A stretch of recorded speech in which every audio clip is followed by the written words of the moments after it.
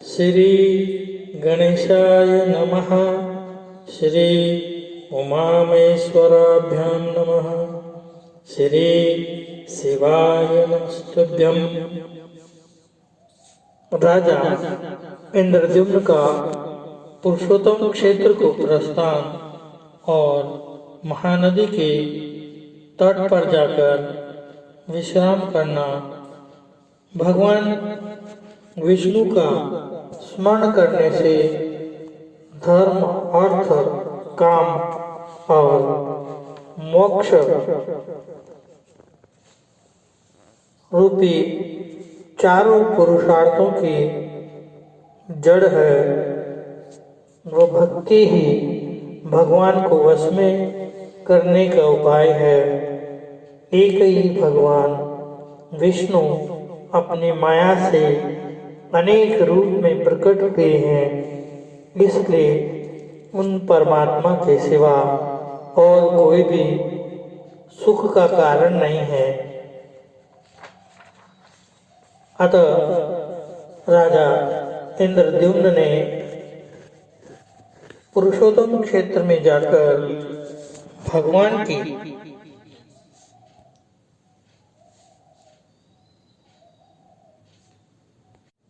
पूजा अर्चना करने लगे। जैमिनी जी कहते हैं कि ब्रह्मपुत्र देवऋषि नारद से इस प्रकार उत्तम भगवत भक्ति का वर्णन सुनकर राजा इंद्रद्युम्न उत्तम भक्ति भाव का वर्णन करते हुए भगवान की शरण में जाने का निश्चय किया। भगवान विद्वान पुरुषों ने मुझे बताया कि साधु पुरुषों का संग संसार रूपी रोग का नाश करने वाला है। ऐसा साधु संग मुझे इसी समय प्राप्त हुआ है। आपके संग से मेरे अज्ञानमय अंधकार का नाश हो गया, क्योंकि मेरा चित्त इस समय नीलमाधव की पूजा करने के लिए अत्यंत उतावला हो रहा है। अतः हम और आप दोनों ही रथ पर बैठकर चलें और भगवान नीलमाधव का दर्शन करें। यदि आपके मुख से पुरुषोत्तम क्षेत्र के तीर्थों का ज्ञान प्राप्त कर सकूं, तो पहले के कहे हुए महात्माओं के वचन भी सफल हो जाएं। नारद जी ने कहा कि राजन, ये तो बड़े हर्ष की बात है। मैं तुम्हें पुरुषोत्तम क्षेत्र और वहाँ के तीर्थों के दर्शन कराऊंगा। उस तीर्थ में जो शक्तियाँ और शिव आदि हैं, उन्हें भी दिखाऊंगा। उस क्षेत्र की महात्मा का भी परिचय दूंगा। तुम वहाँ भक्तों को आत्मसमर्पण करने वाले देवेश्वर भगवान जगन्नाथ का साक्षात दर्शन करोगे। इस प्रकार वार्तालाप करके दोनों ने प्रसन्नता पूर्वक दिन का कृत्य समाप्त किया और ज्येष्ठ शुक्ला पंचमी बुधवार को पुष्य नक्षत्र में उत्तम लग्न आने पर यात्रा अनुकूल होगी, ऐसा निर्णय करके दोनों ने रात के समय एक ही स्थान पर शयन किया। फिर सवेरा होने पर नृप श्रेष्ठ इंद्रद्युम्न ने भाइयों सहित नीलाचल पर जाने के विषय में अपने राज्य में ये घोषणा कराई कि हम लोग जीवन पर्यंत पुरुषोत्तम क्षेत्र में निवास करेंगे। राजा लोग अपने रानियों, मंत्रियों तथा परिकरों सहित रथ, हाथी, घोड़ा, खजाना और पैदल सेना साथ लेकर वहां चले। इस प्रकार आज्ञा देकर राजा इंद्रद्युम्न अपने आगे खड़े हुए नारद मुनि की परिक्रमा करके छड़ीदार सिपाहियों से घिरे हुए मध्य द्वार पर आए। उनके आगे आगे अग्निहोत्र की अग्नि ले जाई जा रही थी। वहां उन्होंने अपने दाहिनी और ब्राह्मणों को खड़े हुए देखा जो मंगल ले सूक्त का पाठ कर रहे थे। राजा के भक्ति से विनोद होकर वस्त्र आभूषण, माला, सुगंध और अनुलेपन के द्वारा उन ब्राह्मणों का पूजन किया। इसी समय एक ही साथ सैकड़ों शंख बज उठे। उनके साथ और भी बहुत से बाजों की तुमुल ध्वनि महाराज ने सुने। तदंतर वे मंदिर में भगवान विष्णु का दर्शन करने के लिए गए, जिनका स्मरण करने से मनुष्य सब प्रकार के पापों का नाश कर देता है और कल्याण का भागी होता है। दिव्य सिंहासन पर बैठे हुए उन्हें भगवान विष्णु का दूर से दर्शन करके उन्होंने साष्टांग प्रणाम किया और उपनिषदों की दिव्य वाणी से उनकी स्तुति करके दुर्गा जी के चरणों में भी मस्तक झुकाया। तत्पश्चात उन दोनों देवताओं की परिक्रमा करके उन्हें पालकी में बैठाया और उनको आगे करके प्रस्थान किया। बाहर के दरवाजे पर पहुंचकर उन्होंने अपना रथ तैयार देखा और परिक्रमा करने के वे नारद जी के साथ उस रथ पर बैठे। इंद्रद्युम्न के रथ के दोनों ओर उनके अधीन राजाओं के अनेकों रथ शोभा पा रहे थे, जो नाना प्रकार के अस्त्र शस्त्रों से संयुक्त तथा ध्वजा पताकों से अलंकृत थे। उसी समय पूर्ववासी भी अपना अपना सामान लेकर तैयार हो गए और घोड़े, खच्चर तथा ऊंट आदि वाहनों पर चढ़कर वहां से चल दिए। राजाओं की सैकड़ों रानियां नपुंसक सिपाहियों से घिरी हुई अनेक प्रकार की सवारियों पर चढ़कर राजभवन से बाहर निकले। बड़े बड़े राज्याधिकारी तथा विशाल सैनिक भी उनकी रक्षा में तत्पर थे। राजा के सामंत, मंत्री, सेवक, पुरोहित, ऋत्विक तथा राजा के व्यक्तिगत सेवक भी सब प्रकार के उपयोगी सामान साथ लेकर चले। कोष के संरक्षण में नियुक्त किए गए राज्य कर्मचारी सारा खजाना साथ लेकर शीघ्र प्रस्थित हुए, जो अवसर के अनुसार राज सेवा में उपस्थित होते थे। सामान बेचकर जीविका चलाने वाले सेठ, व्यापारी, माली आदि भी अपने अपने विक्रय की वस्तुओं को लेकर राजा आज्ञा का पालन करते हुए चले, जिसके लिए जो मार्ग सीधा प्रतीत हुआ वह उसी से गया। नीलाचल पर पहुंचने वाले कठिन से कठिन मार्ग के द्वारा भी लोगों ने यात्रा की। महाराज इंद्रद्युम्न समस्त पूर्ववासियों तथा हर समय भरी हुई चतुरंगनी सेना से घिरे हुए थे। जंगल का रास्ता जानने वाले पुरुष जो मार्ग बतलाए उसी से राजा यात्रा करते थे। मार्ग के दोनों ओर आने वाले देशों और वनों को देखते हुए वे बड़ी शीघ्रता से यात्रा कर रहे थे।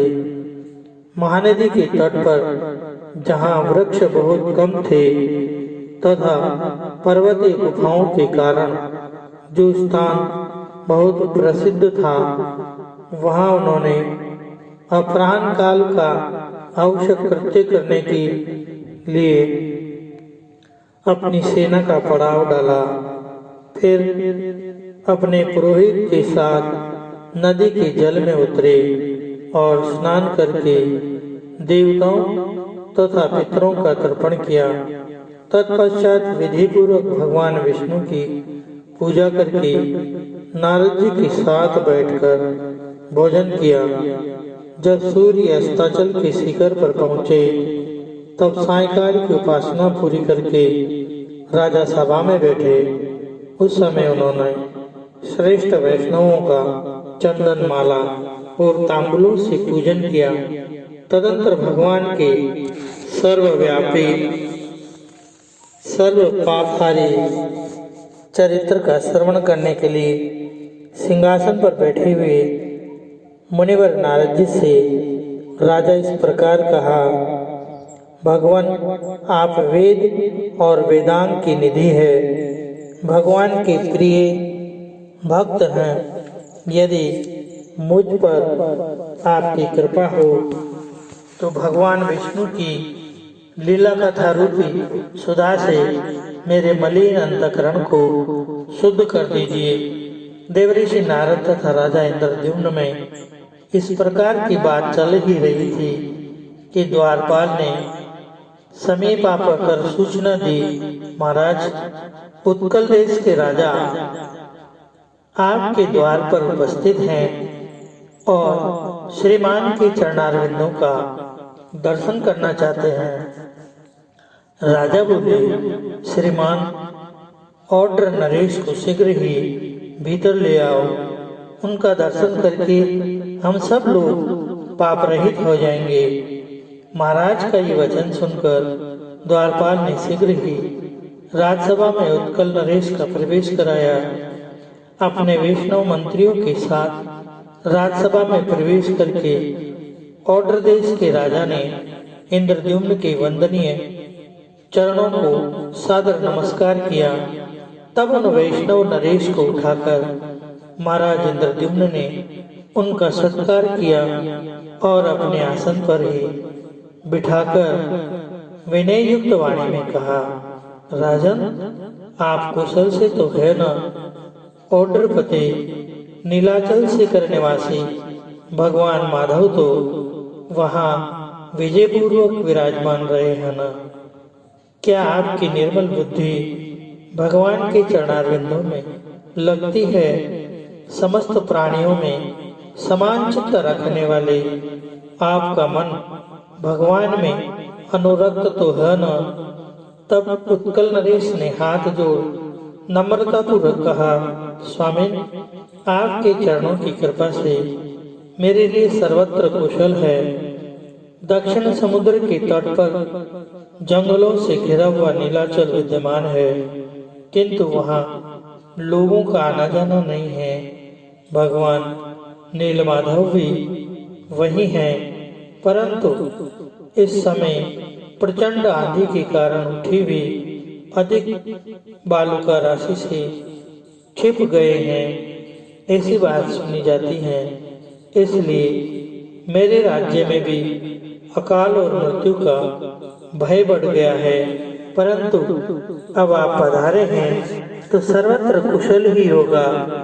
उत्कल नरेश के ऐसा कहने पर राजा इंद्रद्युम्न ने उनका आदर करते हुए उन्हें विदा किया और नारद जी की ओर देखकर उदासीन भाव से कहा, मुने ये क्या हो गया? नारद जी बोले, राजन इस विषय में तुम्हें विस्मय नहीं करना चाहिए। श्रेष्ठ वैष्णव भाग्यवान होता है। वैष्णवों का मनोरथ कभी निष्फल नहीं होता। जगत के आदि कारण एवं रोग शोक से रहित प्रत्यक्ष शरीर धारण किए हुए भगवान नारायण को तुम अवश्य देखोगे। वे तुम पर ही अनुग्रह करने के लिए इस पृथ्वी पर उतरेंगे। संपूर्ण चराचर जगत भगवान विष्णु के वश में है। सनातन परमात्मा विष्णु किसी के भी वश में नहीं है। वे भगवान भक्त वत्सल है, अतः केवल भक्ति के वश में रहते हैं। भगवान विष्णु की भक्ति ही धर्म, अर्थ, काम और मोक्ष रूपी चारों पुरुषार्थों की जड़ है। वह भक्ति ही भगवान को वश में करने का उपाय है। एक ही भगवान विष्णु अपनी माया से अनेक रूपों में प्रकट हुए हैं, इसलिए उन परमात्मा के सिवा और कोई भी सुख का कारण नहीं है। राजेंद्र, तुम ब्रह्मा जी की संतान परंपरा में पांचवें पुरुष हो, साथ ही श्रेष्ठ वैष्णव हो। तुमने 18 विद्याओं में पूर्ण विद्वता प्राप्त की है और तुम सदैव सदाचार में स्थित रहते हो। तुमने इस पृथ्वी का न्यायपूर्वक पालन किया है। विशेषतः तुम ब्राह्मणों के पूजक हो, अतः पुरुषोत्तम क्षेत्र में इन चरम चक्षुओं से भगवान पुरुषोत्तम का दर्शन तुम्हें अवश्य प्राप्त होगा। तुम्हारे इस कार्य में स्वयं ब्रह्मा जी ने मुझे नियुक्त किया है। पुरुषोत्तम क्षेत्र में चलने पर वह सब बात मैं तुम्हें बताऊंगा। इस समय रात का तीसरा पहर चल रहा है। इन सब राजाओं को अपने अपने डेरों में जाने की आज्ञा दो और तुम भी आराम करो।